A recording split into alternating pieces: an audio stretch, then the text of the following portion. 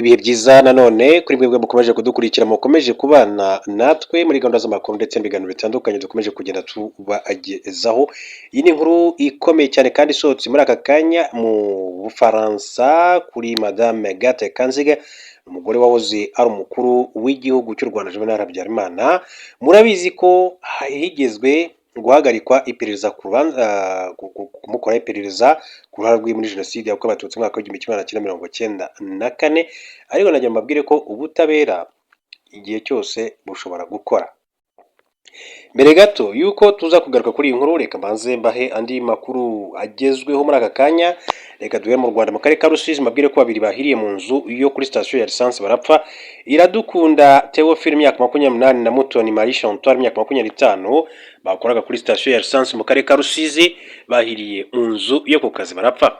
Byabereye mu mudugudu wa Kimbogo, kagari ka Karangiro, umurenge wa Nyakarenzo w'akarere ka Rusizi, tariki ya 4 Gicurasi 2026 saa 3 z'ijoro, ubwo imodoka yari imaze kandi gupakurura lisansi nibwo Umutoni Marie Chantal usanzwe akora isuku kuri sitasiyo yinjiye mu nzu agira ngo arare ahakoze isuku. Bihurirana nuko Iradukunda usanzwe ari umupompiste nawe yaramaze kwinjiza umupira wakoreshejwe mu kuvidura lisansi, ariko hari lisansi nke yasigayemo kujojoba, ari nayo rero yateje inkongi. Clavel Kanyandekwe yabwiye ikinyamakuru cy'Akadomo ko hanyuze avuye mu kazi inkongi ikimara kuba, asanga abaturage bari kugerageza guca urugi ngo batabare banyakwigendera, urugi rwanga gufunguka. Ati barimo imbere, ati twabonaga, ati bagerageje gukingura urugi ngo basohoke biranga, natwe twari hanze tugerageza kandi kurwica birananirana. Icyateye inkongi ntabwo twakimenye, bamwe bari kuvuga ko yatewe n'umuriro w'amashanyarazi washumitse itiyo yari yasigaye muri lisansi, abandi bakavuga ko yatewe n'imbabura. Umuyobozi w'akarere ka Rusizi Sindayiheba Fanuel yihanganishije ababuriye ababo muri impanuka, avuga ko iperereza rikomeje kugira ngo amenyekane icyayiteye. Ati kuri sitasiyo ya lisansi ya Mount Meru, ati muri Karangiro abaye impanuka yatewe n'inkongi y'umuriro yaturutse mu cyumba kimwe cyo kuri sitasiyo. Ati kubw'ibyago abakozi babiri bahaburiye ubuzima, turihanganisha imiryango yabo. Iperereza riri gukorwa ngo amenyekane inkomoko y'inkongi yateje ibyago byo kubura ubuzima. Nyakwigendera Mutoni Marie Chantal yasize abana babiri barimo uw'amezi 3, naho umugenzi we Iradukunda yarakiri ingaragu.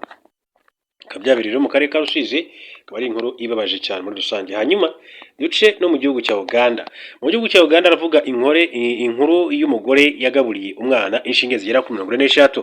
Umugore w'imyaka 45 wo muri Uganda witwa Juliet Tushabewomwe yafunzwe nyuma yo guhatiriza umwana w'imyaka 8 abereye mukase kumira inshinge 46 zifashishwa mu kudoda. Uyu mugore yapfunzwe ku itariki ya 1 Gicurasi 2026 nyuma y'uko ibitaro bibonye inshinge mu nda y'umwana. Imbere yo kujyanwa ku bitaro, uyu mwana yamaze igihe ataka mu nda. Nyirasenge witwa Birungi Enise niwe rero wafashe icyemezo cyo kumujyanira abaganga kugira ngo bamusuzume. Nyuma yo kumucisha mu byuma birimo X-ray ndetse na CT scan bikabona izi nshinge, byahise rero bimwohereza ku bitaro bikuru bya Mbarara. Abaganga bo mu bitaro bikuru bya Mbarara nibo rero babaze uyu mwana amukuramo inshinge 46. Bivuga ko Tushabewomwe yahaye uwo mwana izo nshinge mu gihe cy'ibyumweru 2, aho yazizingiraga mu mpapuro, akamutegeka rero kuzirya, akamuha kandi n'igikoma cyo kuzimanuza. Se uwo mwana witwa Twinomugisha Simon yabwiye polisi ko icyo umugore rero yapfaga n'uwo mwana ari uko uwo mwana yavuganaga na nyina, no kuva mukase atabishaka. Ati umugore wanjye ntabwo ashaka ko umwana wanjye avugana nyina, yambwiye ko ngomba rero kumuhagarika cyangwa se akamwirukana agasanga nyina. Uwo mugore ubu afungiye kuri sitasiyo ya polisi ya Mitoma mbere yuko agezwa mu rukiko muri iki gihugu cya Uganda. Hanyuma andi makuru aravuga yuko Amerika yashyize igitutu kuri Loni ngo ifunguze umuhora wa Hormuz. Leta zunze ubumwe za Amerika zagaragaje ko umuryango w'abibumbye n'udasaba Iran guhagarika ibikorwa byo gufunga umuyoboro wa Hormuz unyuramo ubwato bwinshi cyane butwara ibikomoka kuri peteroli uzafatwa nk'utagira akamaro. Amerika na Israel byashoje intambara kuri Iran tariki 28 Gashyantare 2026, nayo ihitamo kandi gufunga umuyoboro wa Hormuz nk'uburyo bwo kubiteza umuryango mpuzamahanga kugira ngo ubishyireho igitutu bihagarike kurasa Iran. Perezida Donald Trump wa Amerika yavuze ko ingabo z'abanyamerika zigiye kujya kandi ziyobora ubwato bunyura muri Hormuz kugira ngo butaraswa n'ingabo za Iran binyuze mu bikorwa yishyuye Project Freedom, ariko yatangaje ko bigiye kandi guhagarara nyuma y'umunsi bitangiye kugira ngo ibiganiro by'amahoro kandi bigende neza. Ingabo za Iran zigambye kurasa ubwato bwinshi bwagerageje kurenga umurongo ntarengwa zashyizeho muri Hormuz n'ahandi mu kigobe cya Perse, ziburira abanyamerika ko nibagerageza kuvogera igice ziri kugenzura ko nabo bazaraswa. Minisitiri w'ububanyi n'amahanga wa Amerika Marco Rubio yatangaje ko Loni kandi ikwiye gusaba Iran kureka kurasa ubwato bwikora ibikomoka kuri peteroli n'ubundi bucuruzi, gutegura ibisasu ingabo zayo zateze mazi kandi ntizitambike ibikorwa by'ubutabazi. Marco Rubio yagize ati turi gusaba Loni guhamagarira Iran guhagarika guturitsa ubwato, gutegura ibisasu ndetse no kwemera ko habaho ibikorwa by'ubutabazi. Niba umuryango mpuzamahanga udashobora kandi gukora ibi ngo ukemure ikibazo naguca ku ruhande, ubwo sinzi icyo Loni yaba imaze. Kuva rero muri Mata 2026 Amerika na Iran biri mu biganiro by'amahoro biyoborwa na Pakistan nyuma yo kwemeranya ku gahenge. Trump yatangaje ko amaze kandi guterwa intambwe ikomeye mu biganiro biganisha ku masezerano y'amahoro hagati y'impande zombi nk'uko yakomeje kugenda abigarukaho. Reka tujye kuri Madame Agathe Kanziga, nk'uko nabivuze n'umufasha wahoze ari umukuru w'igihugu cy'u Rwanda Juvenal Habyarimana. N'amakuru asohotse muri aka kanya aturutse mu gihugu cy'Ubufaransa, aho bivuga ko urukiko rwanzuye ko iperereza ku ruhare rwa Agathe Kanziga muri jenoside rikomeza. Urukiko rw'ubujurire rwa Paris mu Bufaransa rwasabye ko hakomeza iperereza ku ruhare umugore wa Habyarimana Juvenal Agathe Kanziga akekwa muri jenoside yakorewe Abatutsi mu mwaka w'1994 no mu itegurwa ryayo. Umwe mu banyamategeko bunganira abaregera indishyi mu manza za jenoside zibera mu Bufaransa, Maître Richard Gisagara, yatangaje ko umwanzuro w'urukiko ari inkuru nziza, yongeraho ko Kanziga atazacika ubutabera. Muri ubu butumwa Maître Gisagara Richard yatangarije ku rubuga rwa X yagize ati ntazacika ubutabera. Uyu mwanzuro wafashwe ku itariki ya 6 Gicurasi 2026 utesha agaciro wari wafashwe n'abacamanza bo mu rwego rw'iperereza tariki 21 Kanama 2025 wo guhagarikira iperereza ryatangiye muri 2008. Bari basobanuye ko nta bimenyetso bihagije bigaragaza ko yagize uruhare muri jenoside. Ishami ry'ubushinjacyaha bw'Ubufaransa rishinzwe kurwanya ibyaha by'iterabwoba penate ari naryo ryahawe ubasha bwo gukurikirana ibyaha bya jenoside ryatewe utwatsi uyu mwanzuro, rigaragaza ko ari ibimenyetso n'ubuhamya byirengagijwe, riboneraho kandi gusaba ko byakwitabwaho. Imiryango iharanira inyungu z'abarengera indishyi mu manza za jenoside muri 2008 yatanze ikirego mu Faransa isaba ko Kanziga imyaka 83 y'amavuko akorwaho iperereza ku ruhare akekwaho ku byaha bya jenoside byibasiye inyokomuntu. Muri Gashyantare 2022 abacamanza bafashe icyemezo cyo gufunga iyi dosiye bagaragaza ko nta bimenyetso bifatika bigaragaza ko yaba yaragize uruhare muri jenoside ndetse no mu byaha byibasiye inyokomuntu, kubera ko Kanziga yakuwe mu Rwanda tariki ya 9 Mata umwaka w'1994 hashingiwe ku itegeko rya François Mitterrand uyobora Ubufaransa. Iperereza ku ruhare rwe ryakozwe ku misi igera kuri 3 ibanza ya jenoside. Muri Nzeri 2024 Pinati yagaragaje ko iperereza kuri Kanziga ryakozwe mu bikorwa bike akugiye gito kandi humvwa abatangabuhamya bake. Pinati yasabye ko hakorwa iperereza ku bikorwa bya Kanziga byo kuva tariki ya 2 Werurwe kugeza tariki ya 9 Mata mwaka w'1994, imushinja n'ikindi cyaha cyo kugira uruhare mu mugambi wa jenoside. Nyuma y'umwanzuro wafashwe muri Kanama 2025 imiryango iharanira inyungu z'abaregera indishyi yagaragaje ko bitumvikana ko Kanziga atamijwe kuba mu kazu kari kagizwe n'abo umuryango wa Habyarimana n'inshuti za hafi bateguye jenoside yakorewe Abatutsi kandi ibimenyetso bihamya ko yakabagamo. Iyi miryango yagaragaje ko abacamanza bashingiye uyu mwanzuro ati ku buhamya bwatanzwe n'abantu batavugwaho rumwe, barimo Gaspard Musabyimana wafashwe nk'inzobere kandi bizwi ko yari mu buyobozi bwa RTRM, kimwe mu bitangazamakuru twitsi byabayeho mu mateka y'u Rwanda. Musabyimana Gaspard kandi yagaragajwe nk'umuntu washyigikiraga ibikorwa byo guhakana jenoside kenshi akanashyigikira ubutegetsi bwa Habyarimana binyuze mu icapiro yashinze mu gihugu cy'Ububiligi. Ibyo rero bikomeza kujya bivugwa kuri Madame Agathe Kanziga. Hanyuma rero umushoramari w'umunya-Uganda Captain Mike Mukula ni umwe mu bantu babaye inshuti za General Major Fred Rwigema, ku buryo no mu ijoro abagize RP bavuye muri Uganda ngo batangize urugamba rwo kubora u Rwanda bavuganye. Uyu mugabo ahamya kandi ko ari inshuti ya Perezida Paul Kagame mu bihe yabaye i Kampala muri Uganda. Captain Mike Mukula imyaka 39 azwi cyane kubera ibigo by'ishoramari 28 afite bibumbiye mu cyo yise Mukula Group of Companies, ndetse yabaye n'umupilote. hagati y'umwaka w'igihumbi kimwe magana cyenda mirongo icyenda na gatandatu na bibiri na cumi na gatandatu yarahagarariye agace ka Soroti mu nteko ishinga amategeko ya Uganda. Kuri ubu ni umwe mu bakomeye cyane mu ishyaka riri ku butegetsi muri Uganda, National Resistance Movement NRM. Nyuma y'imyaka 36 urugamba rwo kuba u Rwanda rutangijwe ndetse n'imyaka 32 ishize jenoside yakorewe abatutsi ihagaritswe, Captain Mike Mukula yagarutse ku bidasanzwe byaranze umubano we na Perezida Paul Kagame ndetse na General Major Fred Rwigema. Mu kiganiro The Long Form na Sentayombya, Captain Mike Mukula yavuze ko yamenyanye na General Major Rwigema mu mwaka w'igihumbi kimwe magana cyenda mirongo inani na gatanu, ariko bahita baba inshuti cyane. Yakomeje avuga ko ubushuti bwe na Rwigema bwatumye anamenyana n'umubyeyi we. Ati yajyaga aza mu rugo, ati nari inshuti cyane na mama we, niwe watangiye kandi kunyigisha Ikinyarwanda kubera ko atarazi Icyongereza, ntabwo yarazi Ikigande, ntabwo yarazi Igiswahili, nta nubwo yarazi ururimi rwanjye Iteso, ariko mu buryo bumwe cyangwa se ubundi yageragezaga kumvugisha mu Kinyarwanda. Ariko navuga ko uretse kuba narindi umuntu muto kandi uciye bugufi, ati yangaragarizaga icyubahiro, uko niko twari inshuti cyane. Muri myaka Captain Mike Mukula yari afite restaurant muri Kampala yagurishaga ibyo kunywa ndetse na ice cream yitwa Bimbo Ice Cream. Yavuze ko Rwigema na Perezida Paul Kagame bakundaga kumusura cyangwa se kwamusanga mu rugo rwe, ndetse ashimangira ko mubano bari bafitanye utatumaga hari uwishisha undi. Ati bombi uko ari babiri bashoboraga kandi kurya no kunywa iwanjye ntacyo bikanga, ndetse kandi banyisanzuragaho tukaganira.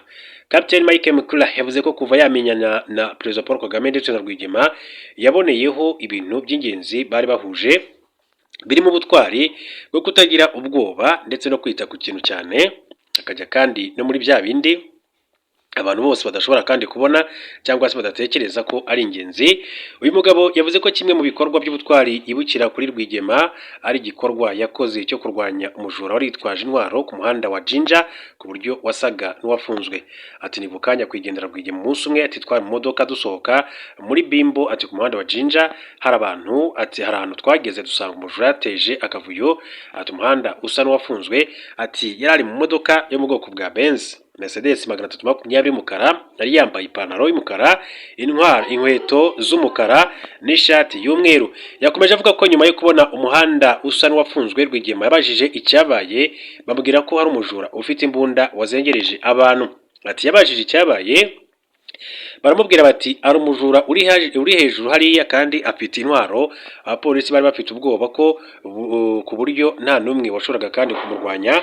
Ati ndibuka neza ko Rwigema yatse imbunda umwe mu bapolisi, yari afite imbunda ya AK47 nshya na magazine imwe, ndetse arayimwaka. Yakoze igikorwa cy'ubutwari, ajya ahantu mu nguni arasa amasasu 2 cyangwa 3, umujura nawe arongera kandi ararasa, Rwigema aramusubiza, noneho wa mujura arasa amasasu menshi. Rwigema yahise yinjira kandi muri iyo nzu arasa amasasu menshi kuko yari yabonye aho umujura ari, yahise apfa. Imbunda kandi ayisubiza umupolisi, ubundi turikomereza nkuko Captain Mike Mukula yabivuze. Tariki 20 Kamena mwaka wa 1987 nibwo General Major Fred Rwigema yakoze ubukwe na Janet Urgeni Rwigema.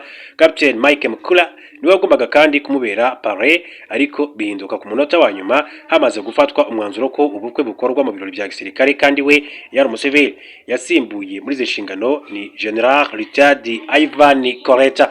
Captain Mukula ati ku bukwe bwe na Janet Rwigema twari twaraguze amakote, natekerezaga ko nzamubera pare, ariko ubuyobozi bwashatse ko kuba buba ubukwe bwa gisirikare bafashe umwe muri ba General Ivan Koreta amubera pare, ariko ati twari twaraguze amakote yaba ayo mu birori by'umuhuro ndetse n'iry'ubukwe.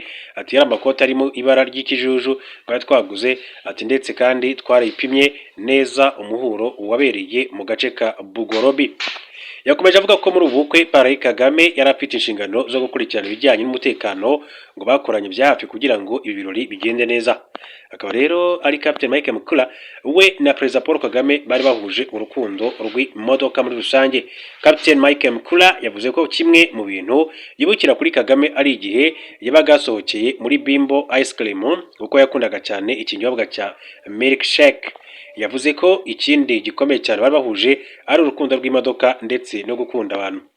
Ati hari igihe njye n'umuvandimwe wanjye Perezida w'u Rwanda Paul Kagame twajyanye mu bukwe, ati bwa Rosette Rugamba ndetse na Henry Rugamba ati yaje mu rugo ati kuko twari twemeranyije ko tuzajyana.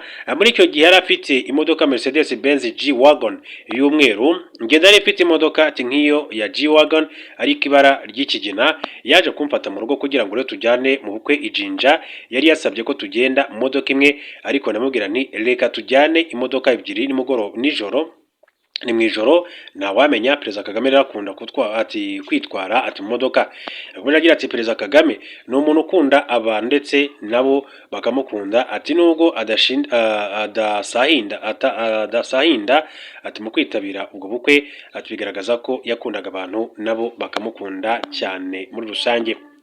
Mu myaka ya nyuma y'1980 abanyarwanda bari barasirikare bakuru mu ngabo za Uganda bari baratangiye kandi gutekereza ko urugamba ari rwo kubora u Rwanda ndetse mu bihe bitandukanye bagakora inama zo kurutegura.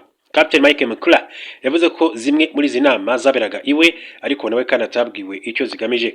Ati byari bigoye ku muntu wo hanze kuba yabimenya ndetse na bamwe bari muri NRA ati nk'abarwanyi nta numwe washoboraga kandi kwimenya kugeza ku munsi wa nyuma. Yakomeje avuga ko yaje kandi kubona ko hari ibimenyetso byo gutangiza uru rugamba kubera imyitwarire idasanzwe yabonaga kuri Rwigema. Ariko nge wari umuntu wabo wa hafi ati hari ibihe Rwigema kandi yabwiraga ati se nshobora gukoresha apartment yawe, hari inama mfite ati ubundi agahamagara abasirikare bakuru b'abanyarwanda bakajya mu nzu hejuru bagakora inama ari babiri cyangwa se batatu, umuntu akibaza ibyo bari kuganira ati ibi ntabwo byabaye rimwe ahubwo byabaye kenshi. Hari n'igihe kandi ati natwaraga Rwigema ati ku kibuga cy'indege Entebbe agafata indege ya Ethiopian Airlines ijya i Bujumbura, zari ingendo za bucece ati ku buryo wibazaga impamvu general wo muri Uganda yajya i Bujumbura akoresheje Ethiopian Airlines. Ati ikindi cyamweretse ko ari ikiri gutegurwa ngo nuko mwaka w'1990 Rwigema yamaze igihe kinini cyane areba amateka ya General Norman Schwarzkopf ati wari ukomeye mu gisirikare cy'Amerika, yakurikiranaga uburyo yateguye urugamba rwo muri Iraq n'izindi ntambara zitandukanye. Captain Mike Mukura yavuze ko mu bihe bitandukanye kandi Rwigema yagiye amutira imodoka mu masaha make, abantu bakamubwira ko imodoka ye bayibonye mu bice bya Mbarara cyangwa se igana ku mupaka wa Gatuna. Ibi byose rero ati byashimangiraga ko Rwigema ari gutegura urugamba. Mu ijoro Rwigema n'abasirikare ba RPA ati bava i Kampala bagana i Gatuna gutangiza urugamba rwo kubora u Rwanda, ngo yabanje guhamagara Captain Mike Mukura amubwira ko ashaka ko babonana. Muri iryo joro ati hari umukino w'umupira w'amaguru hagati ya KCCA ndetse na Simba na Sports Club Villa, ati nandi kwiyogoshesha ansangaho narindi araza arambwira ati nashakaga kukubona gusa ati muri iryo joro nibwo yateye, iyo niyo nshuro ya nyuma ati namubonye ati birababaje. Kimwe n'abandi benshi Captain Mike Mukura yavuze ko amakuru y'urupfu rwa Rwigema yayamenye nyuma hashize iminsi myinshi arasiwe ku rugamba.